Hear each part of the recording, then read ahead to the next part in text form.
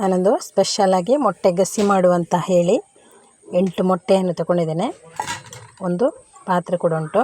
ಈ ಮೊಟ್ಟೆಯನ್ನು ಕಟ್ ಮಾಡಿ ಈ ಪಾತ್ರೆಗೆ ಹಾಕ್ಕೊಳ್ತೇನೆ. ಹಾಕೊಂಡಾಗಿದೆ. ಇವಾಗ ಇದನ್ನು ಉಪ್ಪು ಮತ್ತು ಸ್ವಲ್ಪ ಅರಶಿನ ಹಾಕಿ ಸರಿಯಾಗಿ ಮಿಕ್ಸ್ ಮಾಡ್ಕೊಳ್ಬೇಕು. ಒಂದು ಸ್ವಲ್ಪ ಸಾಕು ಉಪ್ಪು ಮತ್ತು ಅರಶಿನ ಕೂಡ ಹಾಕ್ಕೊಳ್ತೇನೆ. ಚೆಂದ ಮಿಕ್ಸ್ ಮಾಡ್ಕೊಳ್ಬೇಕು. ಇವಾಗ ಇದು ಚೆಂದ ಮಿಕ್ಸ್ ಮಾಡಬೇಕು. ಉಪ್ಪು ಮತ್ತು ಅರಶಿನ ಒಳ್ಳೆ ಮಿಕ್ಸ್ ಆಗಬೇಕು. ಇವಾಗ ಮಿಕ್ಸ್ ಆಯಿತು. ಇವಾಗೊಂದು ಈ ಥರದ ಪ್ಲಾಸ್ಟಿಕ್ ತೊಟ್ಟೆ ಬೇಕು. ಓಪನ್ ಆಗಿರಬಾರ್ದು. ಇವಾಗ ಈ ಮೊಟ್ಟೆಯನ್ನು ಮಿಕ್ಸ್ ಮಾಡಿದ ಮೊಟ್ಟೆಯನ್ನು ಈ ಪ್ಲಾಸ್ಟಿಕ್ ತೊಟ್ಟೆಯೊಳಗೆ ಹಾಕ್ತೇನೆ. ಇವಾಗ ಹಾಕಿ ಆಗಿದೆ. ಪ್ಲಾಸ್ಟಿಕ್ ತೊಟ್ಟೆಯೊಳಗೆ ಹಾಕಿ ಆಗಿದೆ ನೋಡಿ. ಇವಾಗ ಇದನ್ನು ಕಟ್ಟಬೇಕು. ಇವಾಗ ಇದು ಗಟ್ಟಿಯಾಗಿದೆ ನೋಡಿ. ಈ ಥರ ಕಟ್ಟಬೇಕು. ಗಟ್ಟಿ ಮಾಡಿ ಕಟ್ಟಬೇಕು. ಇವಾಗ ಅದು ಆಚೆ ಹೋಗೋದಿಲ್ಲಲ್ಲ. ಇವಾಗ ಹೋಗ್ತಿಲ್ಲ. ಇವಾಗ ಇದನ್ನು ಬೇಯಿಸ್ಲಿಕ್ಕೆ ಇಡ್ತೇನೆ. ನೋಡಿಲಿ ಆಲ್ರೆಡಿ ನೀರು ಕುದಿಸಲಿಕ್ಕೆ ಇಟ್ಟಿದ್ದೇನೆ ನಾನು ಬಿಸಿಯಾಗಲಿಕ್ಕೆ. ಇದರೊಳಗೆ ಈ ಪ್ಲಾಸ್ಟಿಕ್ ತೊಟ್ಟೆಯನ್ನು ಮೊಟ್ಟೆಯನ್ನು ತುಂಬಿಸಿದಂಥ ಪ್ಲಾಸ್ಟಿಕ್ ತೊಟ್ಟೆಯನ್ನು ಹಾಕ್ತೇನೆ.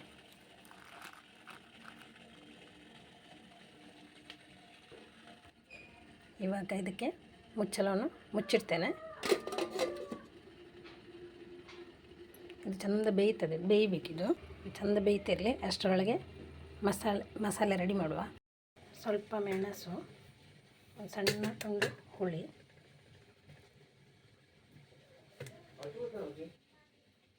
5 ಎಸಳು ಬೆಳ್ಳುಳ್ಳಿ, 1 ಚಮಚ ಕೊತ್ತಂಬರಿ, 1/4 ಚಮಚ ಜೀರಿಗೆ, 1 ಮುಷ್ಟಿಯಷ್ಟು ತೆಂಗಿನ ತುರಿ. ಇವಿಷ್ಟನ್ನು ಕಡಿತೇನೆ, ರುಬ್ಬಿಕೊಳ್ತೇನೆ ಇದನ್ನು. ಬಟಾಟೆ, ಟೊಮೆಟೊ, ಈರುಳ್ಳಿ ಇದನ್ನು ಬೇಯಿಸ್ಕೊಳ್ಳುವ. ಇವಾಗಿದು ಆಗಿದೆ ನೋಡಿ. ತುಂಬ ಗಟ್ಟಿಯಾಗಿದೆ. ಇವಾಗ ಇದನ್ನು ಪ್ಲಾಸ್ಟಿಕ್ ಕವರಿಂದ ಓಪನ್ ಮಾಡ್ತೇನೆ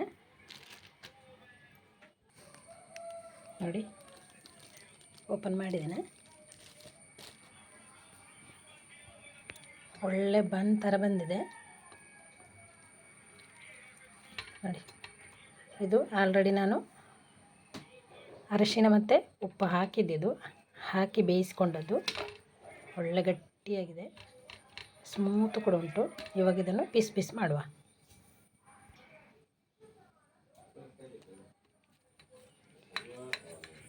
ಇವಾಗ ಕಟ್ ಮಾಡ್ಕೊಂಡು ಆಗಿದೆ ನೋಡಿ.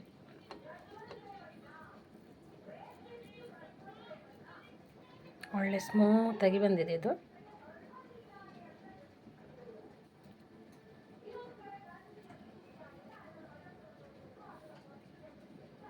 ಇವಾಗ ಇದನ್ನು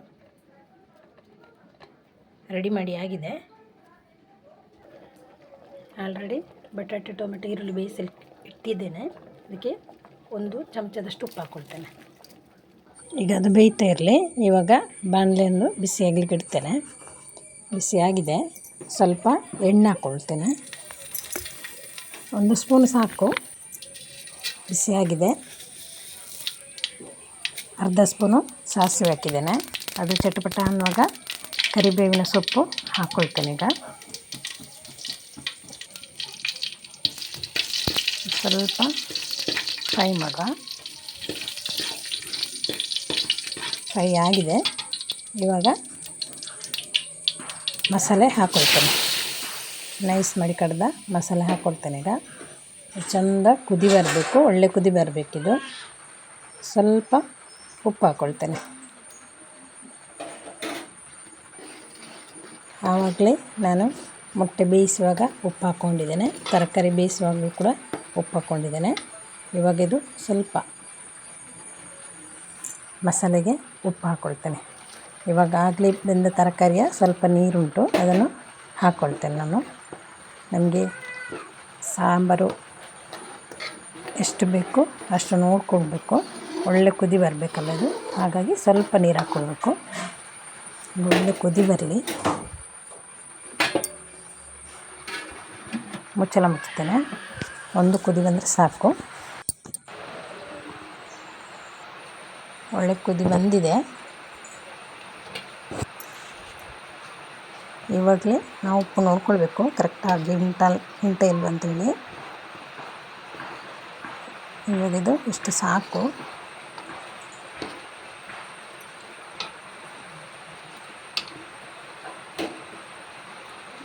ಇವಾಗ ಅದಕ್ಕೆ ಕಟ್ ಮಾಡಿಕೊಂಡ ಮೊಟ್ಟೆಯನ್ನು ಹಾಕ್ಕೊಳ್ತೇನೆ.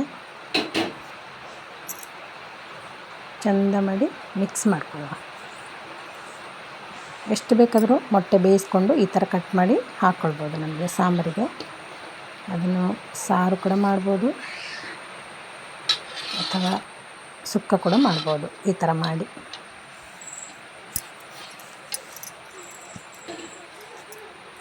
ಇವಾಗಲೇ ಬೇಯಿಸ್ಕೊಂಡ ತರಕಾರಿಯನ್ನು ಸಹ ಹಾಕ್ಕೊಳ್ತೇನೆ.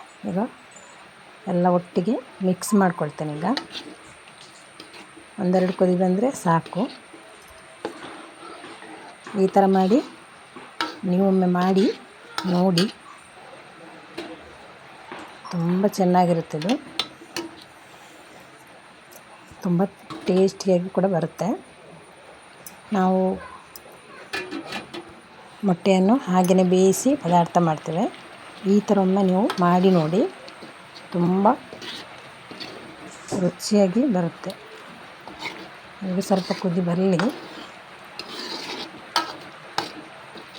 ಎಲ್ಲ ಸ್ವಲ್ಪ ಗಟ್ಟಿಯಾಗಬೇಕು. ನಾನು ಗಸಿ ಮಾಡ್ತಿರೋದು. ಸ್ವಲ್ಪ ಗಟ್ಟಿಯಾಗಿ ಬಂದರೆ ಒಳ್ಳೆಯದು.